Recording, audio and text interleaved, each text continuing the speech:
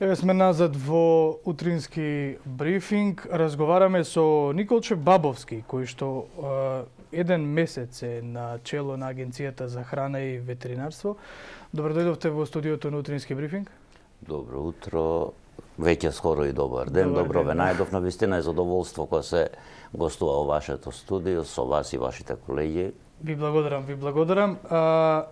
Како што реков, од Агенцијата за финансиска поддршка во земјоделството и руралниот развој, веќе еден месец сте во Агенцијата за храна и ветеринарство.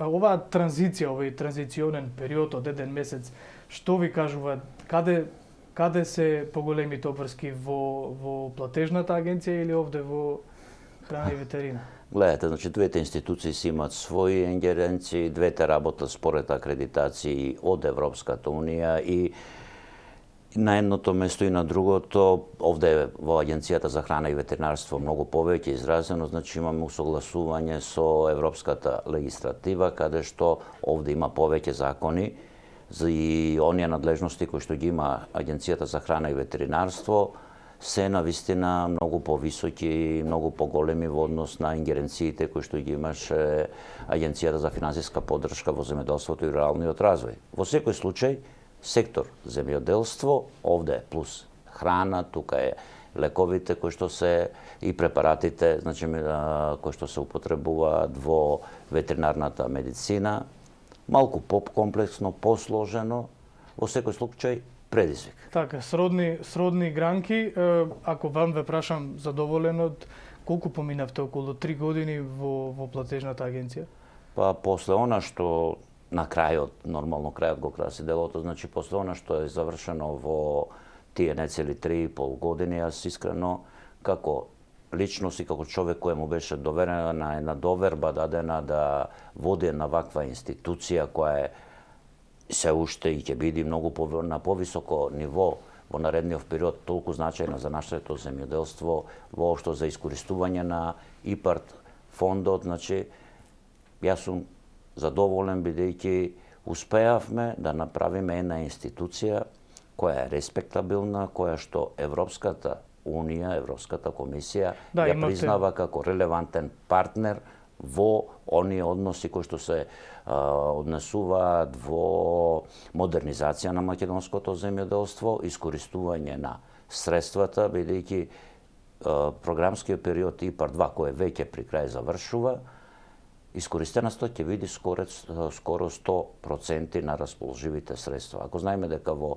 програмскиот период ИПАРД 1 искористеноста беше нецели 17%, па тогаш тоа кажува за резултатите кои што се постигнати во овој период. Така. Господине Бабовски, зборуваме, бидејќи сега еден месец е можеби рано за оценки во однос на тоа кои се главните предизвици кои што ги имате во Агенцијата за храна и ветеринарство, меѓутоа во услови на пандемија се одвива ли и увозот и извозот непрекинато? Значи, нормално се одвива цел процес на работење и на вработените во агенцијата, бидејќи во Агенцијата за храна и ветеринарство навистина работат професионалци. Луѓе кои што се од професијата и најодговорно се однесуваат. Што во делот што прашувате за увоз и извоз на храна и прехранбени продукти или продукти кои што се поврзани или во допир со храната, тековно се одвиваат работите на граничните премини, барем на оние кои што се во функција, бидејќи знаеме дека дел од граничните премини, односно е неколку кои што се према Република Грција се надвор од функција, а према другите држави се одвива нормално, значи ние инспекцијскиот надзор кој што го вршиме на граничните премини се одвива без преќа. Тука немаме ниту рестрикција на вработени, ниту ротирање, луѓето секојдневно си ги обавуваат своите професионални задачи. Во време на пандемија, кога се пазаруваат намирници од маркетите, од пазарите, се доаѓа дома и луѓето прскаат со некакви средства за да се дезинфецира храната. Јас сакам да прашам со оглед на инспекцијските надлежности кои што ги имате, колку често се прави таа инспекција на пазарите, во маркетите, колку граѓаните може да бидат сигурни дека конзумираат сигурна храна. Неодамна излезе еден надпис во кој што агенцијата беше обвинета. Еден коментар дека дома во ќесите се носи, тоа беше на еден од порталиве, ние тоа го демантиравме. Дека зеленчукот, овошјето не се здрави кои што се конзумираат. Дека имаат резидуи од одредени пестициди. Јас можам да ви кажам дека секојдневно се вршат испитувањата и на пазарите, и во маркетите, во пилјарниците, значи секаде каде што се продаваат прехранбени производи, и никогаш во текот на месец дена, значи пошто месечно вршиме пресек на контролите кои што се прават, инспекцијските надзори, никогаш не било бројот на мострите земен да повеќе од 10 мостри имаат некакви минимални, морам да нагласам, количини на резидуи кои што сепак не се опасни по здравјето на луѓето, не треба да бидат, не треба да се наоѓаат, меѓутоа не се животно загрозувачки за населението. Така да можам одговорно, значи како прв човек на Агенцијата за храна и ветеринарство да тврдам дека се она што е во нормална продажба е здраво и нема потреба граѓаните да се грижат дали внесуваат, како што кажат одреден портал, дека внесуваат отрови дома, далеко од вистината. Така, уште едно обвинување во однос на функционирањето и структурирањето на домашното производство е жители од Мала Речица кои што се жалат дека имаат преку 800 тони компир кои што им скапува, а се увезувал компир од странство. Кога е во прашање увоз, извоз, прво ќе ја потврдите или ќе ја негирате? Вака, искрено не имам тие податоци, бидејќи не се во наша надлежност трговската размена, ама она што се увезува, доколку се увезува, можам да гарантирам дека го поминала инспекцијскиот надзор. Без инспекцијски надзор, без задоволување на критериумите и нашата регистратива, ниеден производ не може да влезе во државата. Агенцијата за храна и ветеринарство има ингеренција за креирање стратегија за тоа што треба и колку треба да се увезува во државата, а што треба да се според податоците кои што ги располагаме, ние учествуваме во заедничкото креирање, значи нашите податоци користат за голем број на студии, бидејќи оние податоци често истите се податоци кои што ги има и царинската управа. Тука преку стопанските комори, преку бизнес секторот можеме навистина да влијаеме што е она што е неопходно да се увези, бидејќи немаме наше домашно производство, а таму каде што имаме домашно производство и за жал се уште сме увозно зависни, токму тие податоци треба да помогнат во креирањето на политиките да тоа домашно производство се зголеми. Примерот е, може да му кажам, производството на свинско месо не само што ги задоволува нашите потреби, него еден дел и се извезува. Додека производството на пилешко месо не ги задоволува нашите потреби, увезуваме пилешко месо, мада во последно време дел од бизнисмените сватија, разбраја дека доста вносен бизнис кој што остава добра добивка на крајот и гледаме на експанзија на нови фарми за производство на бройлери, односно производство на домашно, здраво и пред се свежо пилешко месо. Бабовски, сте биле дел од она агенција за поддршка на земјоделството. Оваа гранка, како што рековме и на почетокот, е сродна. Кога се зборува за извозниот потенцијал на Македонија, каде треба да се фокусираме? Каде ја гледате алката каде што може да се создаваат пари кои што ќе се влеваат потоа во буџетот? Знаете како? Јас само можам да повторам што многумина сигурно во државата го кажале и стојам и верувам во тоа и зато цел живот сум во овој сектор. Ние го имаме најголемото национално богатство, тоа е земјоделството. Значи, ама некако како да не профитираме од него. Знаете како? Не профитираме, тоа е моја лична забелешка и мој личен став, заради тоа што многу малку надвор од државата излегуваме со финален производ. А финалниот производ е тој кој што ја има додадената вредност. Доколку вие продавате сировина или полуфабрикат, А на крајот, тоа сме го имале како примери и во поблиската и во подалечната историја, ви се враќа готов производ од вашата суровина, кој тука заработил? Вие или тој кој што тоа го преработил, фино го спакувал, ви го вратил и ви го продал вам.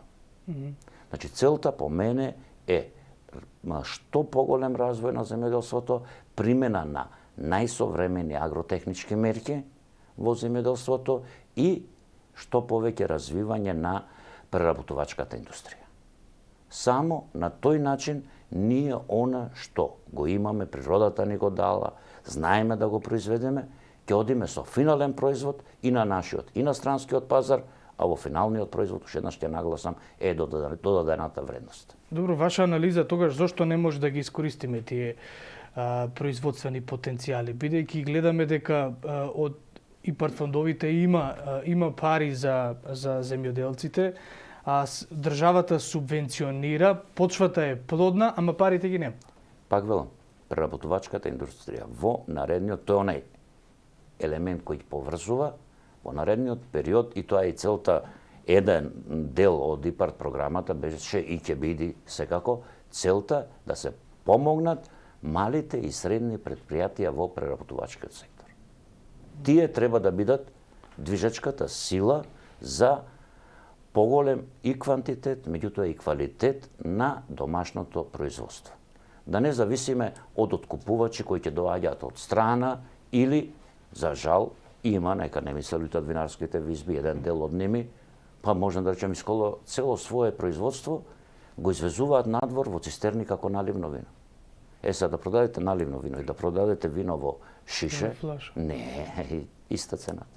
Да. Добро, јас ги разбирам ними, значи за тоа да не ми се лутат, знам која им е економската логика, знам дека имаат вишоци, дека сето тоа не можат да го флашират, дека е тешко да се пробие на некој пазар, меѓутоа имаме квалитет за кој што да, треба време, меѓутоа сигурен сум дека ќе успеат. Светските цени на храната вели се зголемија во декември 2020 година и тоа 7 месец поред со пораст на сите клучни категории освен на шеќерот. Ова го објавува Агенцијата за храна и земјоделство на Обединети нации. Што значи ова, дека во наредните месеци кои што следат, во наредните години кои што следат, и ако се земе предвид пандемијата која што ја погодува економијата, ќе јадеме и ќе пиеме поскапа храна? Во одредени граници, знаете, значи економијата е жива материја, тоа се движи. Сигурно дека ќе имаме благо зголемување на цените. Јас не очекувам да биде драстично, иако за одредени продукти, кажав, сме увозно зависни, најголемиот дел од производството, значи собственото, го трошиме тука на нашиот пазар. Сега веќе дел од тие производи и принудени сме да ги трошиме тука ради отежнатиот, во изминатиот период отежнатиот транспорт кој што се уваше проблемите во транспортот. Меѓутоа во секој случај, значи во Република Северна Македонија јас не очекувам дека ќе има драстично зголемување на храната и пијалоците.